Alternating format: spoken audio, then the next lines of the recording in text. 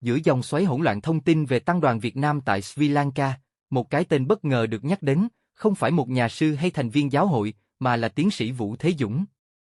Bằng giọng văn ôn hòa nhưng dứt khoát, ông lên tiếng. Tiến sĩ Dũng không chỉ phản bác những cáo buộc đang gây tranh cãi mà còn yêu cầu những nhân vật có tiếng nói trong Phật giáo, đặc biệt là sư Thích Nhật Từ, phải công khai xác minh và làm rõ sự việc khiến dư luận hoang mang. Chính từ yêu cầu ấy, Tăng đoàn quyết định rút lui về một ngôi chùa hẻo lánh trên núi, nơi mây phủ và tiếng chim rơi nhẹ như thiền âm. Điều gì khiến một trí thức phải lên tiếng? Vì sao một đoàn tu hành không danh phận lại bị chính trị hóa? Điều gì thực sự ẩn sau những lá thư có dấu đỏ? Khi ấy, giữa cơn bão tin tức trên mạng xã hội, một cái tên nổi lên kèm theo văn bản dài hơn 4 trang. Điều khiến dư luận sững sờ không phải độ dài văn bản mà chính là người ký tên, Thích Nhật Từ, một tu sĩ có vai vế trong Phật giáo Việt Nam. Văn bản ấy là thư chính thức gửi chính quyền Sri Lanka, yêu cầu can thiệp vào hành trình của một người tu. Đây không phải ý kiến cá nhân hay nhắc nhở nội bộ, mà là tài liệu in tên giáo hội, đóng dấu đỏ, soạn bằng tiếng Anh, nhắm đến một nhân vật vốn chọn im lặng. Nội dung văn bản gần như cáo buộc, cho rằng người bị nhắc đến là giả tu sĩ, có ý đồ ly khai, chịu ảnh hưởng thế lực phản động quốc tế. Đọc đến đâu, người ta lạnh gáy đến đó, không vì đe dọa lộ liễu mà vì văn bản được ký dưới danh nghĩa quốc tế của Phật giáo Việt Nam. Thông tin ấy như sóng thần, lập tức lan đến truyền thông quốc tế, một số nhà báo Sri Lanka bắt đầu truy vấn cộng đồng Phật tử, liệu người này có thực sự gây rối như cáo buộc. Các kênh tin tức tiếng Sinya đặt dấu hỏi về tính chính danh của đoàn bộ hành. Chính quyền địa phương buộc phải nhập cuộc, không vì tự nguyện mà vì sức nặng của tài liệu đã đưa họ vào thế khó. Trên mạng, hai luồng ý kiến nổi lên, một bên hoài nghi tính xác thực của văn bản, bên kia hoang mang cực độ. Khi người bị cáo buộc vẫn im lặng, một giọng nói khác vang lên, điềm đạm, lý trí, sắc bén. Không phải nhà sư, không thuộc đoàn bộ hành, mà là một trí thức, tiến sĩ từng giảng dạy tại các đại học lớn ở Việt Nam, có nền tảng nghiên cứu triết học và đạo học sâu rộng, Vũ Thế Dũng. Trên trang cá nhân, ông không giật tít, không kêu gọi, chỉ lặng lẽ đặt câu hỏi, liệu văn bản này thực sự do Thích Nhật Từ ký và đại diện cho giáo hội? Một câu hỏi đơn giản nhưng vang vọng như tiếng chuông trong ngôi chùa bị vây kín thị phi. Tiến sĩ Dũng không dừng lại ở việc nghi vấn mà từng bước gỡ rối từng luận điểm, bằng phong cách ngắn gọn nhưng sắc bén. Mở đầu, ông khẳng định nếu Thích Nhật Từ thực sự ký văn bản này thì toàn bộ nội dung đều sai sự thật. Một tuyên bố mạnh mẽ nhưng không thiếu nhã nhặn, vì ông liền đưa ra những bằng chứng, người được gọi là Minh Tuệ chưa bao giờ tự nhận mình là tu sĩ thuộc giáo hội.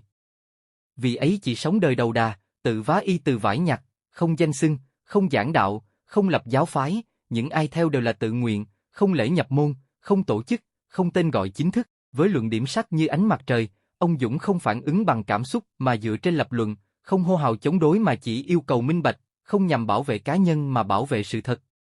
Bài viết không chỉ lan tỏa trên mạng xã hội mà còn được các nhóm học giả, luật sư, nhà báo chia sẻ, mở ra những tranh luận sâu rộng hơn, không chỉ về một người mà về cả một hệ thống, không chỉ về một văn bản mà còn soi chiếu tiến trình hình thành quyền lực nhân danh đạo Pháp. Trong một bình luận nổi tiếng, một học giả tại Pháp viết, tôi không biết Minh Tuệ, nhưng tin Vũ Thế Dũng, vì một trí thức thực thụ sẽ không lên tiếng nếu không chắc mình đang đứng ở đâu trong địa hạt của lý trí. Khi lý trí vang lên, bảo ngờ vực phải chững lại. Thay cho sự hỗn loạn của các bình luận giả mạo, là những câu hỏi mang tính pháp lý, ai có quyền định danh ai là giả tu sĩ? Ai có quyền phủ nhận một lối sống chỉ vì nó khác biệt? Nếu không chứng cứ, những quy chụp ấy liệu có vi phạm nguyên tắc công bằng quốc tế? Truyền thông giờ đây không chỉ lan truyền tin tức mà thành chiến trường, một bên là những lời chứng chân thành từ người dân từng gặp thầy Minh Tuệ, bên kia là những bản tin lặp lại cụm từ phản động, gây chia rẽ. Dù đứng về phía nào, ai cũng phải thừa nhận, văn bản ấy đã thổi bùng ngọn lửa, và tiếng nói của trí thức như cơn gió đầu tiên làm dịu ngọn lửa ấy, ngăn nó thiêu rụi niềm tin. Nếu một ngày, bạn đang âm thầm bước đi trên đường đời, không tuyên bố, không tổ chức, không tham vọng, chỉ với đôi chân trần và lòng hướng về những giá trị tinh khiết, mà đột nhiên bị đổ lên đầu ba chữ y giả danh, ly khai, gây rối, bạn sẽ làm gì? Phần lớn sẽ phản ứng, sẽ lên tiếng. Nhưng có một người đã chọn im lặng. Và khi người đó lặng im, xã hội buộc phải cất tiếng. Tiếng nói đầu tiên không từ áo nâu, không từ đầu trọc, không từ bá khất thực, mà từ đôi mắt sáng của một người dành trọn tuổi trẻ cho giảng đường, tiến sĩ Vũ Thế Dũng.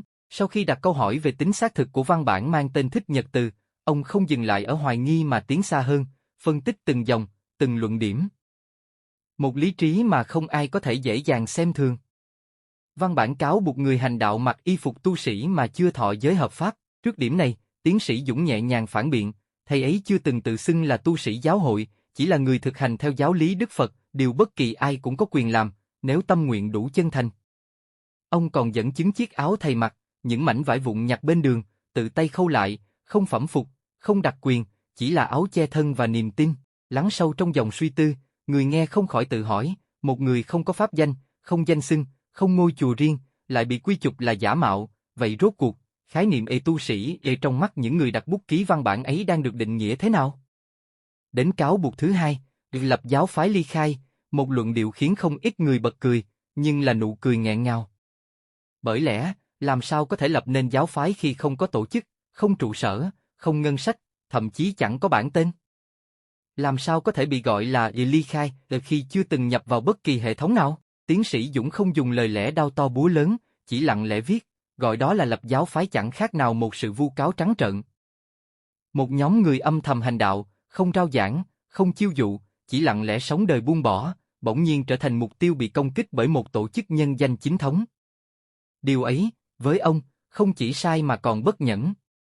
Giọng văn ở đây như dâng cao, nhuốm màu chua xót, bởi không chỉ một con người bị đánh tráo danh tính, mà cả khái niệm tôn giáo thuần túy cũng bị bẻ cong, phục vụ cho những mưu đồ quyền lực khoác áo đạo Pháp. Đến cáo buộc thứ ba, gây rối trật tự công cộng. Lúc này, các chuyên gia pháp lý bắt đầu nhập cuộc. Nhiều luật sư lên tiếng bác bỏ, chỉ rõ rằng cho đến thời điểm hiện tại, không có bất kỳ phán quyết nào của tòa án, cũng không có quyết định xử phạt hành chính đủ giá trị pháp lý đối với nhân vật này. Thế nhưng, trong văn bản gửi đi quốc tế, cụm từ gây rối lại được khẳng định như một kết luận hiển nhiên, không cần bằng chứng, không cần viện dẫn luật, càng không thèm trích dẫn bất kỳ quy định nào. Điều này khiến dư luận phải đặt câu hỏi, nếu đây là chuẩn mực để định tội, vậy bất kỳ ai cũng có thể trở thành nghi phạm quốc tế chỉ vì bị ai đó không ưa. Truyền thông quốc tế bắt đầu chú ý, một số nhà báo Sri Lanka bày tỏ lo ngại, cho rằng văn bản ấy có dấu hiệu chính trị hóa tôn giáo, khi lợi dụng uy tín Phật giáo để triệt tiêu những hình thức tu hành không chính thống. Trên mạng xã hội, các cuộc thảo luận ngày càng sâu sắc. Một số kênh YouTube độc lập đăng tải các video bình luận, người dân từ nhiều quốc gia, đặc biệt là cộng đồng Phật tử ở Mỹ, Úc, Nhật Bản, liên tục gửi lời hỏi thăm và bày tỏ mong muốn làm sáng tỏ thông tin. Một số người từng gặp thầy Minh Tuệ trong hành trình bộ hành còn đăng lại các đoạn clip cũ, nơi thầy chỉ ngồi thiền dưới gốc cây, kể chuyện đạo đức, hoặc lặng lẽ khất thực, những hình ảnh không thể nào tương thích với cáo buộc gây rối hay chống phá. Từ khắp nơi, những mảnh ghép sự thật dần được ráp lại, không phải để minh oan, mà để soi rọi một bức tranh nhiều vết nứt về cách xã hội đối xử với những người dám sống thật. Và rồi, một điều kỳ lạ đã xảy ra, chính những cáo buộc phi lý ấy lại làm bùng lên làn sóng bảo vệ mạnh mẽ hơn cho người bị hại. Người ta không còn chỉ phản đối trong thầm lặng, mà chuyển sang chia sẻ, ủng hộ một cách có nhận thức. Một nhà báo kỳ cựu viết, cái nguy hiểm nhất của vu khống là nó khiến người ta phải nhìn lại. Và khi sự thật được nhìn lại, nó thường mạnh mẽ hơn cả một bản cáo trạng. Từng câu từng chữ trong phản hồi của tiến sĩ Vũ Thế Dũng không mang theo giận dữ, nhưng lại có sức nặng khiến dư luận không thể làm ngơ. Ông không chỉ bảo vệ một con người, mà còn gìn giữ một tinh thần phản biện trong sự tử tế, lý trí trong sự trừng mực, và lòng tôn trọng đối với một hành giả không giống số đông. Khi một trí thức lên tiếng, dư luận lắng nghe, khi một văn bản gây tranh cãi, người ta truy nguyên nguồn gốc, nhưng khi từ dân thường đến học giả đều đồng loạt lên tiếng vì một lẽ phải, thì đó không còn đơn thuần là phản ứng, mà là một làn sóng không ồn ào nhưng đủ mạnh để buộc cả hệ thống phải tự soi xét lại cách mình đối xử với sự khác biệt. Sáng ngày 17, cái nắng nhẹ tưởng chừng báo hiệu một chặng đường bộ hành yên bình nữa của tăng đoàn. Thế nhưng, những bước chân vừa rời cổng chùa chưa xa thì một nhóm cảnh sát Sri Lanka đã xuất hiện, làm không khí bất chợt trùng xuống. Một chiếc xe trắng ngang lối, ánh mắt viên sĩ quan nghiêm nghị, tay cầm một xấp giấy in dày cộm, văn bản chính thức từ cơ quan chức năng kèm theo bản dịch tiếng Anh của bức thư được cho là do Thích Nhật Từ gửi. Không ai lên tiếng, không ai phản ứng, các vị sư chỉ lặng lẽ đứng lại, đôi tay chắp trước ngực, những người đi cùng cũng nín thở. Rồi mọi chuyện diễn ra như một cơn gió lạnh giữa trưa hè, không ồn ào nhưng đủ làm se thắt lòng người. Đoàn được yêu cầu tạm ngừng hành trình. Cảnh sát thông báo, đoàn mang visa du lịch, trong khi theo quy định, hoạt động đi bộ tập thể vì mục đích tôn giáo hoặc tâm linh cần một loại visa khác, visa hành hương. Lý do đưa ra không mang tính truy bức, nhưng cũng phơi bày một sự thật, Bất kỳ hành trình tâm linh nào đi qua biên giới chính trị cũng có thể bị kiểm soát. Sau buổi làm việc, đoàn không thể tiếp tục bộ hành. Một quyết định khó khăn được đưa ra, ẩn tu. Không phải để lẫn trốn hay lén lút như những lời đồn đại, mà là sự dừng lại trong chủ động, để tránh đối đầu, để không đẩy căng thẳng lên đỉnh điểm, một sự lùi bước đúng tinh thần Phật Pháp, biết tiến, biết an trú. Hai vị sư bản địa, những người đã đồng hành cùng đoàn từ những ngày đầu ở Sri Lanka, lập tức đứng ra hỗ trợ. Họ đưa các thầy về một ngôi chùa nhỏ trên núi, nơi có gió mát, rừng xanh, tiếng chim ngân vang suốt ngày đêm như một bản nhạc không lời. Ngôi chùa ấy không lớn, không xa hoa, nhưng đủ rộng rãi để chở che, bình yên như cánh tay mở rộng của đất trời. Chính trong khung cảnh ấy, một hình ảnh được lan truyền khiến cộng đồng mạng lặng người. Thầy ngồi thiền dưới gốc cây, quanh thầy là các vị đồng tu đang đảnh lễ trước tượng Phật. Ánh sáng xuyên qua kẽ lá, chiếu lên chiếc y nâu giản dị.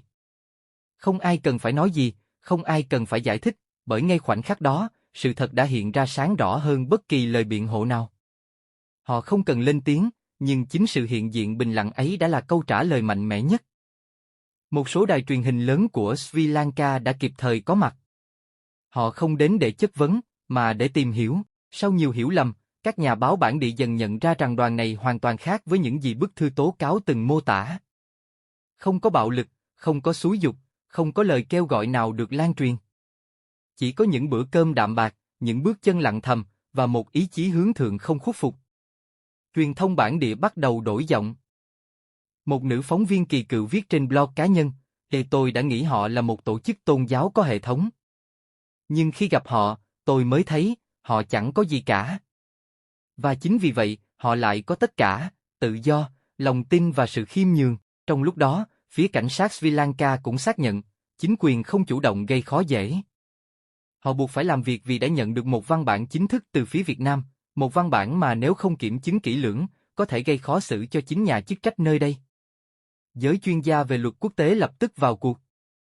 Một nhóm luật sư Sri Lanka và các tổ chức nhân quyền đã bắt đầu đặt câu hỏi về tính pháp lý và động cơ chính trị đằng sau bức thư ấy. Lanka đã gửi thư tới Bộ Tôn giáo và Bộ Ngoại giao, yêu cầu xem xét lại việc xử lý dựa trên văn bản từ nước ngoài nếu không có đối chiếu cụ thể. Họ nhấn mạnh rằng quyền tự do tín ngưỡng, được bảo vệ tuyệt đối theo Điều 18 Công ước Quốc tế về quyền dân sự và chính trị, phải được tôn trọng, và Sri Lanka là quốc gia đã ký kết công ước này. Không chỉ dừng ở đó, các vị trụ trì từ nhiều ngôi chùa lớn đã bày tỏ thiện chí, sẵn sàng bảo trợ pháp lý để đoàn có thể tiếp tục hành trình hợp pháp. Một vài sư cô trẻ tại Colombo chia sẻ với truyền thông rằng, họ không tranh cãi, không phản kháng, nhưng chính sự im lặng ấy đã khiến người khác xúc động và hành động. Giọng kể lúc này nên hạ thấp, như nhịp thở chín mùi trong khu rừng còn mờ sáng, bởi lẽ, thứ khiến người ta tin vào đoàn không phải những tuyên bố, mà là dáng ngồi yên giữa thiên nhiên, đôi chân không quay đầu giữa ngờ vực, và thái độ bất động giữa thị phi. Khi cộng đồng người Việt hải ngoại biết tin, hàng loạt tin nhắn, email và lời cầu nguyện đã được gửi tới, không hô hào, không rầm rộ, chỉ có một câu lặp lại, nguyện bình yên cho người đi chân thật. Một câu nói giản dị nhưng đủ sức làm ấm cả núi rừng và xoa dịu những dòng thông tin hỗn loạn. Không ai biết đoàn sẽ ở lại bao lâu, hay visa hành hương có được cấp kịp thời không. Nhưng có một điều chắc chắn, trên đỉnh núi thanh tịnh ấy, đang tồn tại không gian của sự thật, của hồi phục, và của một câu chuyện chưa từng có trong lịch sử Phật giáo Việt Nam hiện đại. Nếu sự im lặng là một vũ khí, thì lần này, chính quyền Sri Lanka đang đối mặt với tình thế lưỡng nan, đoàn không hô hào, không khẩu hiệu, không tranh biện, không tụ tập. Thế nhưng, sáng sớm ngày 17 tháng trước, dưới ánh mắt của hàng chục người dân địa phương, cảnh sát tiến vào chùa, cầm theo một xấp giấy in, thứ mà sau này được gọi là tờ giấy gây bão. Nội dung văn bản không còn là lời đồn, có dấu đỏ, tên người ký, song ngữ rõ ràng. Lý do mà cảnh sát đưa ra là, họ nhận được phản ánh từ phía Việt Nam, cụ thể từ một nhân vật mang danh xưng quốc tế trong giới Phật giáo. Khi phản ánh ấy vượt ra khỏi nội bộ tôn giáo và biến thành căn cứ hành chính, nó buộc chính quyền sở tại phải hành động, dù trong lòng còn nhiều băn khoăn. Giọng đọc nên chậm rãi, như đang lật từng trang hồ sơ, nơi không chỉ có thông tin mà còn cả hệ lụy. Một văn bản thiếu minh chứng cụ thể, nếu được tiếp nhận như chân lý, sẽ dẫn đến những động thái pháp lý ảnh hưởng quốc tế, điều mà bất kỳ chính quyền nào cũng e ngại. Các luật sư quốc tế bắt đầu đặt câu hỏi.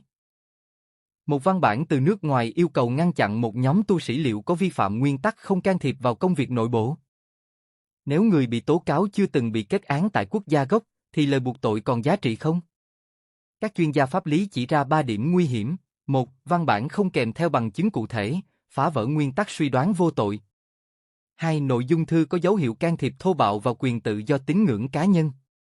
3. Việc quy kết giả danh tu sĩ chỉ dựa trên y phục, hành vi mà không có căn cứ pháp lý rõ ràng, là không phù hợp với luật pháp quốc tế. Trong một buổi hội ý ngắn, các chức sắc tại ngôi chùa nơi đoàn trú ngụ khẳng định, đoàn hoàn toàn tuân thủ pháp luật, thậm chí cả việc đi bộ cũng được sắp xếp kín đáo, đúng giờ ít phương tiện. Các đài truyền hình Sri Lanka nhanh chóng đưa tin, không tụ tập, không hô hào, chỉ có những bóng áo nâu lặng lẽ giữa rừng, xin từng ngụm nước ven đường. Một tờ báo lớn tại Colombo giật tít ngay trang nhất, người tu không cần nói, nhưng sự im lặng của họ khiến cả hệ thống phải lắng nghe. Từ đó, vụ việc không còn đơn thuần là xử lý hành chính, mà trở thành bài toán ngoại giao tinh tế, giữa yêu cầu hành động và nguyên tắc tôn trọng quyền tự do cá nhân. Đại diện một tổ chức nhân quyền châu Á nhận định, nếu một quốc gia để một văn bản chưa được xác minh ảnh hưởng đến quyền cư trú và tín ngưỡng, thì không chỉ tạo tiền lệ nguy hiểm, mà còn khiến cộng đồng quốc tế nghi ngờ về sự độc lập tư pháp của quốc gia đó.